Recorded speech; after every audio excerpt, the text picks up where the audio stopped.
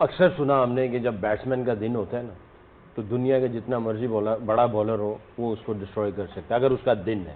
मेरा ख्याल है आज हैरी ब्रूक का दिन था, आप कुछ भी कर लेते, उसने ले जाना था आज का मैच। नहीं, लेकिन बस कह दिया जो कहना था उन्होंने, बिल्कुल ठीक है बात। नहीं, आप अपनी भी तो राय दे सकते हैं ना। नहीं देता आजकल, नहीं देनी। ये मजे की बात है, उनको 17-18 साल की उम्र नजर आ जाता है कप्तान कौन सा होगा हमारा आने वाले वक्तों में। हमारा एक वर्ल्ड कप हारने के बाद नजर आता है। Pakistan versus Harry Brook, to be honest, 51 balls 100। अच्छी फाइट रही, आखिरी ओवर तक गया, बट यस सिकले ने पाकिस्तान स्पिन हैवी खेला है। सिवाय उस्मान के पाकिस्तान स्पिन में स्ट्रगल करता नजर आया है। आप कैसा नटशेल में डालते हैं हैरी ब्रूक्स की इनिंग छोड़ के पाकिस्तान की आज की performance out there with the ball?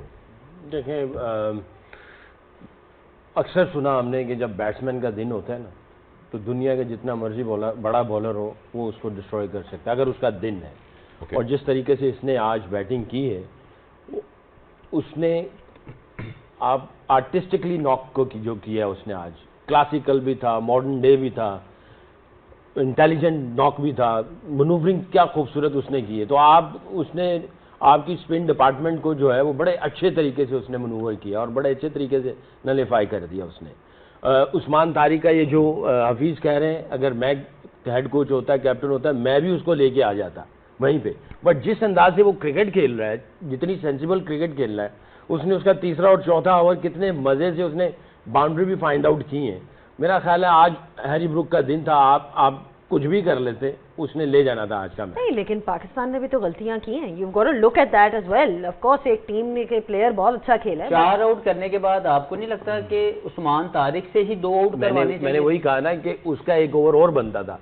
एक आउट किया उसने, वहां भी उसका एक और ओवर बनता था।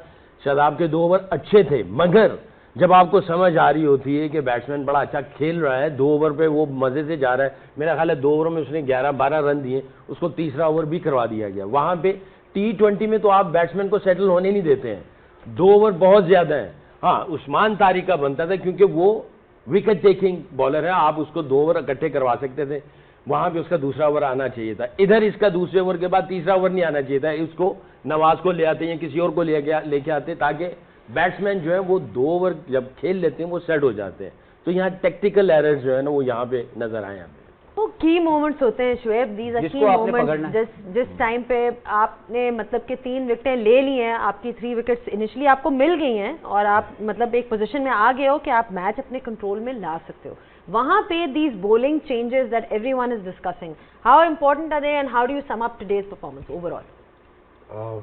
बस कह दिया जो कहना था उन्होंने, बिल्कुल ठीक है बात। नहीं, आप अपनी भी तो राय दे सकते हैं ना। नहीं देता आजकल, नहीं देनी। यार हैरी ब्रूक की बात करते हैं। एक कॉम्पिटेंट कैप्टन है, एक कॉम्पिटेंट और मेरिट पे सिलेक्ट हुआ कैप्टन है, प्रमोट किया आज उसने अपने आप को।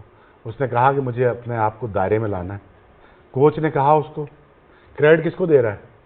कोच को दे रहा है कि कोच ने कहा था यार तुझे आज ऊपर जाना चाहिए, मेरे ख्याल में दायरे में तुझे आज मारना चाहिए। कहता यही कर लेता हूँ आज। ये है कॉम्पिटेंसी, ये है मेरिट, ये है थिंकिंग प्रोसेस। हमारा क्या है, 3 आउट किए, चौथा हम 8वें ओवर में कर लेंगे। हमने उस्मान तारिक से नहीं करानी बॉलिंग, सिंपल। हमने आउट करने के लिए नहीं जाना, सिंपल। वही ठीक कह रहा है, उसको पहले 10 ओवर के बाद बॉलिंग कराई, आज 8वें ओवर में कराई। और इसी तरह ही पाकिस्तान, वो तो लकीली शाहीन के लिए अच्छा था कि वो चलो बाहर बैठा, उसको एहसास हुआ और उसे 4 आउट किया। आज के sometime it's necessary for a fast bowler और समबडी लाइक हिम को उसको कहा जाए यार कि you not good enough any more, फिर वो गुस्से से यार बॉलिंग करे और 4 आउट कर जाए। सकी वॉज राइट।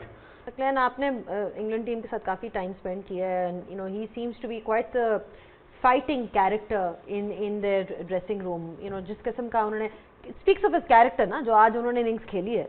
देखिए, जब ये इंग्लैंड की टीम में आया ही नहीं था, तो पहले से आवाज़ लगनी शुरू हो गई थी कि ये एक ऐसा है कि जो एक्सेप्शनल टैलेंट नज़र आएगा और इंग्लैंड को लीड भी करेगा। इसके अंदर सारी क्वालिटीज़ हैं, लीडरशिप क्वालिटीज़ भी हैं, प्लस अंडर प्रेशर जो है इसकी decision making as a batsman, as a captain जो है ना वो बहुत अच्छे हैं।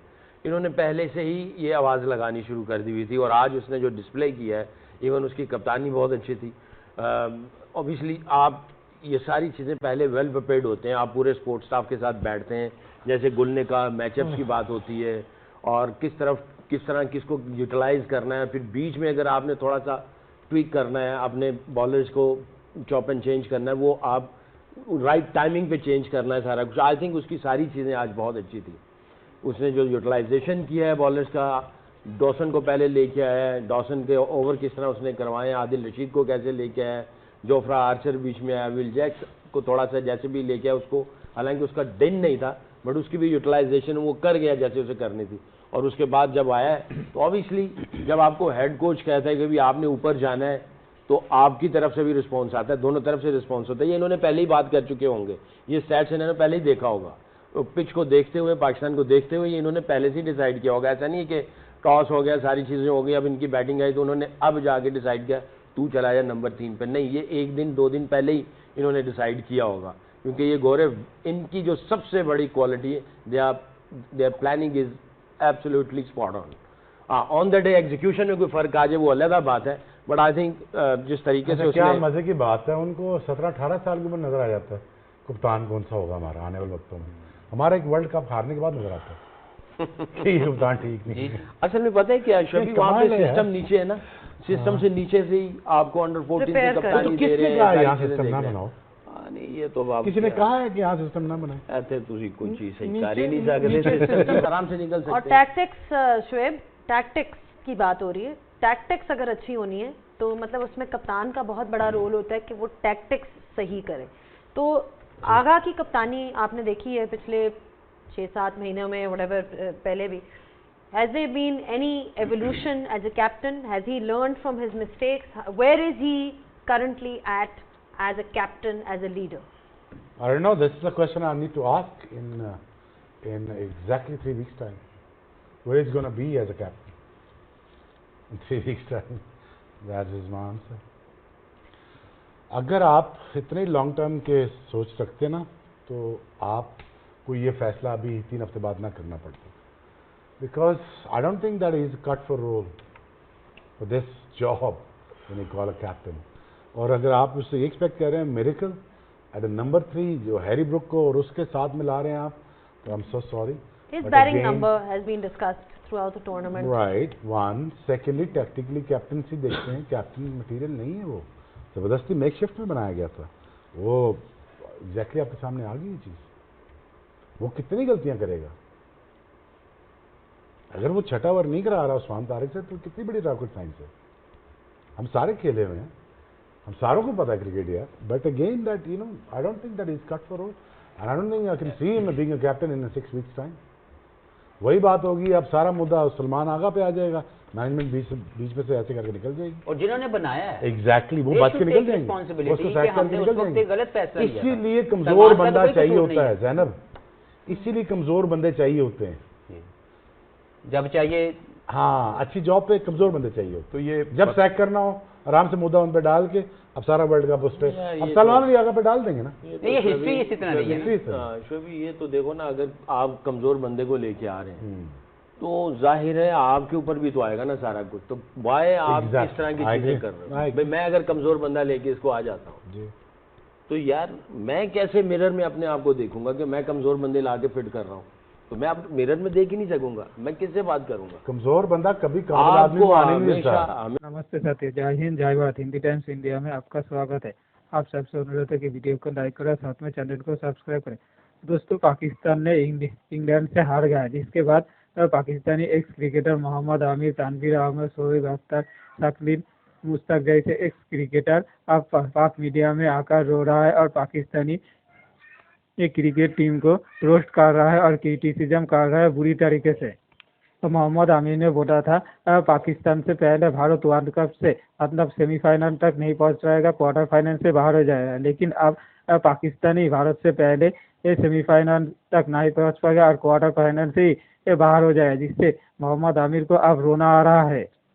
और मोहम्मद आमिर ने ही तो पहले अभिषेक शर्मा को स्लोगन बोला था, अब साइम आउट को भी तो अभिषेक शर्मा जैसा स्लोगन बोल रहा है मोहम्मद आमिर, वो भी 1 नंबर पे रख रहा है। और पाकिस्तान टीम की इंग्लैंड से हारने के बाद पाकिस्तानी मीडिया ऐसे रिएक्ट कर रहा है कि जैसे पाकिस्तान को हारते हारते देख पाकिस्तानियों की आदत बन गए और पाकिस्तानियों का हारता देख पाकिस्तानी अब बड़ी खुश होते हैं और पाकिस्तानी क्रिकेट टीम की एक खड़े खड़े मजा ले जाता है। और पाकिस्तान मीडिया खुद ही कह रहा है कि ये पाकिस्तान हार गए ही ये पाकिस्तान के लिए बड़ी खुशखबरी। अगर पाकिस्तान जीत जाता तो पाकिस्तानी आवाम के लिए बड़ी बेइज्जती होता, क्योंकि ये पाकिस्तानी टीम हारने में माहिर है। इसलिए पाकिस्तान को आदत पड़ गया है हारने से, क्योंकि पाकिस्तानी क्रिकेट टीम ही नहीं पाकिस्तानी पीएम भी अपनी बेइज्जती कराने में तो दुनिया में नंबर 1 है। इसलिए पाकिस्तानियों की ये बेइज्जती अब पाकिस्तान खुद ही सहने की क्षमता बढ़ गया और पाकिस्तानियों की बेइज्जती होती है पाकिस्तानी खुद ही मजा ले जाता है। पाकिस्तानी क्रिकेट टीम और पाकिस्तानी पीएम की बेइज्जती और पाकिस्तानी अब बेइज्जती होने से पाकिस्तानी आवाम इसको एक बड़ी शान की बात समझता है।